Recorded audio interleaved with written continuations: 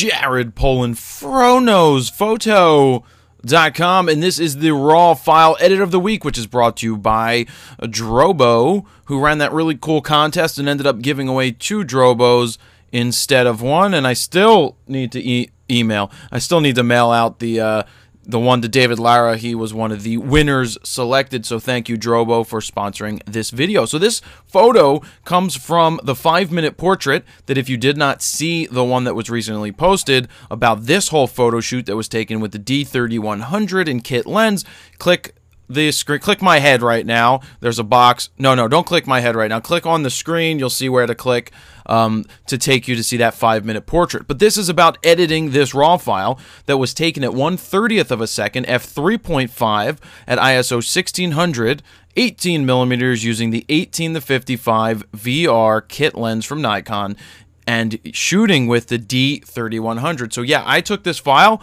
but I want to see what you guys would do to edit this. There's a couple directions that I would want to go. I do like the subtle nature of the color, but I think black and white will be very good as well. So let's get right into this. Do I want to bump my exposure slightly? I'm going to do it a little bit, but I do want to pump the contrast because I like what happens to the grain. Well, not the grain, but I like what happens to the photo. You can see at 1600 with the D3100, it's not that bad when you get it nice and sharp. Sure, shooting at 1/30th of a second is difficult, but the VR definitely helps, and shooting at 18 helps as well. So Adam looks really good here. Let me talk about the hand motion. So there is a slight hand motion, but his face is sharp as can be. In this situation, that doesn't bother me at all to have some kind of motion going on, especially if he was painting or doing something and he was sharp, but you could see the hand painting. To me, that's where some motion blur does work. So let's go deeper into this photo. Let's add some yellow. I want to warm it up, and it's nice and warm right there. It's just interesting how he looks very solid that I pump up the contrast. I can go further. I just like the thickness. And let me show you what fill light would do here. Yeah, sure, it could fill in and all of this good stuff so you can see his legs and his tattoos and stuff like that, but it takes away from the overall image. I think the darkness of it is what it's all about. I mean, in this lighting situation, there wasn't a lot of light. It is dark down there, and I think the focus here is his face. This is a portrait of Adam working in his environment. I know that this is very bright back here for the canvas, but I like the environment here. Shooting at 18, even at 3.5, even at 2.8, or even faster than that, it would be very difficult to blur out the background here unless I got really close. So I like this edit so far. I know it didn't have to do too much. I'm just going to brighten it up slightly, and I'm not going to add clarity because look what happens. It just looks too fake. Too many people out there, when editing, go way too far with this slider, and everything starts to look fake and just over-processed. So I like that. I'm adding a little bit of vibrance. I just like the feel that it's giving. So I think that's where I'm going to leave this image. But I also want to see how I would do it in black and white. So I'm going to create, well, instead of creating a virtual copy, I'll just create a snapshot. We'll call this one 1. And let me do the next one, which is black and white. So I'm going to hit reset, utilize the black and white slider up here, go up with my exposure slightly, boomify my contrast, and let's go with the black level slightly. I'm going to pull back on the exposure again because I like it darker. I don't want it to be overly bright. I like the thickness of the tones in this one. Even more black. I love that the light coming through the window is right on his face really well, and that's the focus to me. The focus is Adam. So yes, it's a little dark and a little contrasty, but that's not bad at all. If I pull back on the black levels, not much happens. So I'm going to leave that at 10. My contrast is still boomified. Let's see what fill light would do. I don't want to really go that way. I really like the tones that are on his face. So I didn't do terribly too much to this image, but I'm really happy with both edits, both color and black and white. So I'm going to type in there 2. This is the color. It has a nice feel to it. This is the black and white. It also has a nice feel to it, and it's pretty much a dilemma which one I like better. So Adam's going to come up right now and do his edit. Let's see what he does, and then we'll be back to put them side by side. Adam, you are up. Adam Lerner, and welcome to this week's extra special raw edit. And I only say that it's extra special because this week we have a photo taken by Jared Polin, the Fro himself. Very cool portrait, artist portrait, and it's an environmental portrait. He's right in his studio here. We've got some really nice window light coming in. Very nice exposure. And the cool thing about this is that this was shot with a D3100. And you know, as professional photographers, you know, some of us have, you know, full frame or, you know, kind of fancy, quote unquote, fancy gear. But you know what? You don't always need that kind of gear to take and make great photographs. I mean, granted, you know, the fancier gear, the more expensive stuff, you know, it's going to have more features, maybe more low light capabilities, etc., etc. But if you know what you're doing, you can get a lot out of almost any camera, and this is no exception. This is a D3100. This was shot with a kit lens. This was shot at 1/30 of a second, f3.5, 18 millimeters, and ISO 1600. So really pushing the limitations of that camera. And you know what? It's not bad. I mean, we've got, you know, just a little bit of grain happening here. Probably wouldn't want to push the ISO any higher. So let's get into editing this photo. First thing off the bat, I just want to crop this light switch maybe and this little corner over here. So I'm just going to bring that up, and I'm just going to bring it up to there. Boom. Get that out of the way. There we go. Next thing I want to do is I just want to maybe work on the white balance really quick here. I just took my picker tool and I just grabbed the wall, which appears to be neutral. That cooled things off quite a bit. So I'm just going to split the difference here, and I'm just going to bring in a little bit more. And you know, let's just look at the difference. You know, I just got rid of some of that kind of yellowiness that I wasn't digging there before. Okay, I'm just going to look at the exposure. The exposure is pretty darn good. So I'm going to add some fill, just open up it a little bit here. And I'm just going to add some blacks. And I keep masking it off because I want to use the masking to be able to see where the parts of the image are either overexposed or underexposed, because I don't want to, you know, overexpose any further or unexpose any further if I can help it. Now, if we look close at the canvas here, we see that there's an outline of a sketch. And because there's probably an overhead light and the window light, and the exposure is really for Adam here, the artist, we're losing a little of this detail. So I'm going to see if I can use some recovery to maybe get some of that back. Let's just go all the way in there. And yeah, we've got a little bit in there. Okay, I'm just going to leave that for now. Now let's see what else. I want to add a little bit of clarity to this, and yet we get a little bit more line detail. Some of those midtones are coming in, and I want to add some contrast. I kind of skipped contrast to clarity, but you know what? They both kind of, in my opinion, can work, you know, largely hand in hand in this case. So let's look at the before. Let's look at the after. And, you know, we can see that we've got a lot more intensity with this image here, you know, and he's kind of got an intense look, you know. So one thing I also want to do here is I want to do some sharpening. So I'm going to grab the picker tool, and I'm going to go select his eye, and I'm just going to bring that up to a certain point there, and then I'm going to use masking so that I'm sharpening the edge detail and not the textures here. So we're going to go to about there. Okay, you know what? That's looking pretty cool. I'm thinking maybe just a tad bit more fill, something like that. And I'm just going to warm it up just a little bit more, just somewhere around there. You know, that's kind of cool. Let's just see what doing a little bit of a highlight priority post-crop vignetting is going to get us. You know, I kind of like it, you know. I mean, I tend to do a lot of this, but I do like it in a lot of circumstances, and this is no exception here. So I'm going to keep that, like, let's say somewhere around there. But you know, and I'm going to save this as a snapshot because I really was thinking black and white with this. So I'm just going to go and just number this one. Now I'm going to go to black and white. So I'm going to hit the V key to go into the black and white module, and I'm going to preserve all of these settings that I used there before. Now I'm going to go into contrast, and I'm going to pump up my contrast even further. I want this to be a more dynamic, more contrasty image here.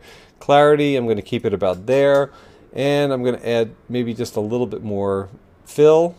And yeah, I'm really liking what's going on here. Now, one thing I was thinking about is maybe I'll take the brush tool. So I'm going to use the letter K, that gets me to the brush, and I'm going to burn or darken, and I'm going to try to get some of this canvas detail back. So I'm going to use the Z key, and I'm going to use the navigator, and I'm just going to kind of select this canvas here, and I'm just going to go over it a bit and just see what happens. And I'm really only going to be selecting this canvas here. So let's just see how this works out for us.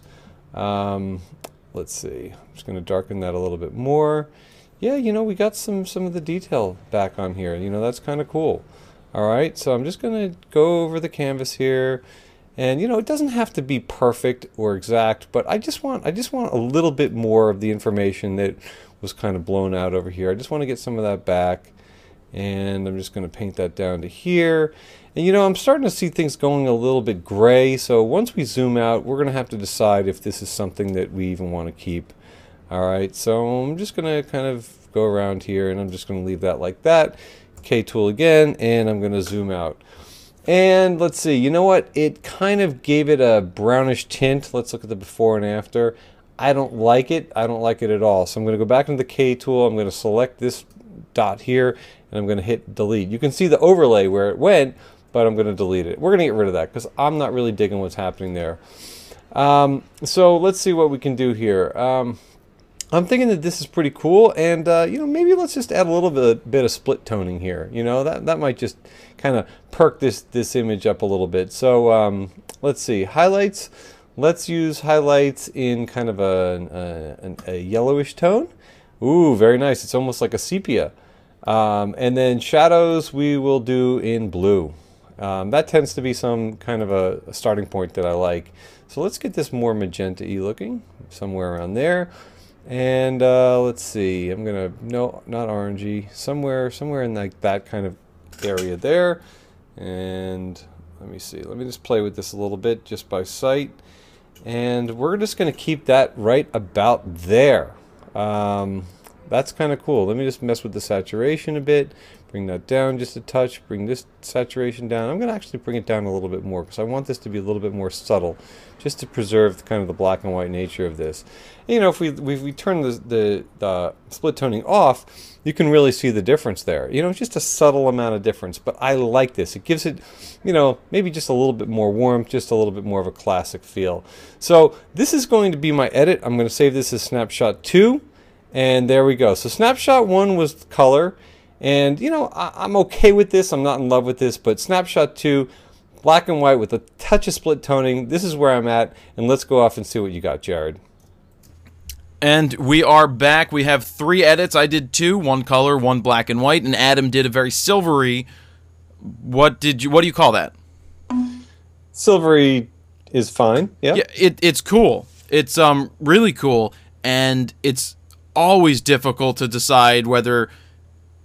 It's just, for me, it's always difficult because you see different people's edits and you like different edits from time to time, and right, they sometimes don't play into, say, my personal style, which is really thick blacks. And tell me what you did. Did you put in fill light? What'd you do? I know I'll watch the video later. Yeah, I mean, I put in fill light, and I did some split toning here. You know, because I just wanted to give it more, I mean, more of a classic vibe, because, you know, Adam's like got all the tattoos and there's so many cool textures, you know, and I don't know, I love silvery black and whites. I mean, you and I have talked about this. We've talked about it even looking at a lot of the film and even the printing styles. I think we were having a discussion the other day about what paper we preferred, and I was saying how much I loved fiber paper for the silvery tones, and you're like, saying how much you hated it. Yeah, I hated working it, but you, now that you say fiber paper, that does look like a fiber paper print, which was always pulled back slightly. It was muted because of the fiber of the papers. It had this yellowish tinge to it, and you know, it has a very classic look, and I'm sure Adam will probably like what you came up with here. Cool. Yeah, I mean, again, no right or wrong way to do it, just different ways of seeing it. You didn't like the color one, did you? Well, your color one, I don't really want to get into that much. I did a color one. I'm just kidding. Yours, the one that you did here, it's just too yellow for me. See, I added more yellow because I like the warmth. It was a very yellow room. See, I don't know if you necessarily needed to add yellow to warmth. In a case like this, I would have kind of, you know, taken the yellow color temperature down and maybe just added a little bit of saturation to it, just to bring the overall you know, color up a little bit. I added some vibrance, actually. Okay, yeah, I could see how you did that. But I did a color edit, and I even saved it as a snapshot. But I just, you know, as far, like, if I was going to share it, you know, an edit with Adam, I didn't love my color edit enough to give it to him. The other thing I did that you didn't do is I cropped the right corner of the frame. I see it. I lost the light switch in that little corner of the nook that he's sitting in. Sure. Yeah, I didn't notice. Yeah, very very minor. Yeah, I mean, I like the tones you got. I like it's a very 1930s-esque. I'm gonna watch your video to see how you did it. But then again, when I go and I try to replicate what you do or what some of the other people do, I get to the point where I see it and I go, I don't know if I like that. But sure, I do like. I mean, I do like it. I like both, and that's the problem with. Well, that's the. I'm not gonna say problem, but that's the thing that we face when we shoot not film. Back in the day, you shot at color or black and white, and you didn't have the option of going color or black and white. I mean, yeah, you could take the color and make it black and white, but it just wasn't the same. Sure. Here we can take it many different ways, and I feel that my edits tend to be more towards, I guess, my reality, my alternate reality, or whatever you want to call it. But I do like the subtle softness of the silvery tones. I'm gonna have to watch what you did and see how you did it. Sure, and I feel that your edits are very bold. Both of them seem to have like similar kind of like black points and contrast levels. Yeah. I went for kind of like maybe a smoother kind of look with Adam. But I think all the edits are strong, and it'd be interesting to see, what he thinks, which one he would be gravitating towards. Oh, I should have called him in on this and have him sat on watching it. Exactly. That would have been funny. He would do that. Yep. Yeah, so we're going to leave it at that, but I really want to see what you guys do, more so than, the comments of Adam wins, Jared wins, this is terrible, this is terrible. Instead of just saying that it's terrible or whatnot, you have the opportunity to go ahead and edit it and show us exactly what you would do to it and put it up there in the forum. So that is a good way of showing what you think is better. Let me just add one thing to that. I mean, you and I are competitive in the sense that we really try to push each other. Yeah. So to just work harder and do better, but we're never like, I'm better, you're better, this is better, that's better. I think that's the whole beauty of this, is that, we're out here to learn from each other. We're trying to share our techniques with you guys, and we are also sharing them with each other. And it's all about learning and growing and evolving. So yeah, I mean, there's nothing wrong with saying you like one or the other, no. But you have the opportunity to actually show what you would do to it. So instead of telling somebody that they suck, go ahead and actually download that raw file and edit it and put it up on the in the forum or or on the Facebook page. If you would like to send in a raw file, you can send it to fronosphoto@gmail.com. Be sure to include the high-res full edit so we can put your photo edit next to both Adam's and mine so that we can just see the differences in editing techniques. That's all I got, Adam. Anything you want to add to this? Other than the fact that you got a really great image from a D3100. And kit lens. And kit lens, I addressed that just slightly, just basically saying, it's a lot the photographer and less the tools. Yeah, I enjoyed shooting with it, and I'm going to talk about the whole photo set coming up. Oh, great. At some point, and yeah, so at the beginning of the video, I mentioned they can go look at the 5-minute portrait of this. So that's about it, Adam. Thank you for your edit. Cool, thank you. All right, guys, let's see what you guys come up with, and I'm sure, you know what, I'm going to send it over to Adam himself, Adam Rosenberg here, because he has Lightroom. Let's see what he does with it, too. That would be pretty funny to see how he would edit himself. Yeah. All right, that is it. Good luck. Thank you, Drobo, again, for sponsoring this. Go ahead and download this raw file. Let's see what you guys can do. Jared Poland, fronosphoto.com. See ya.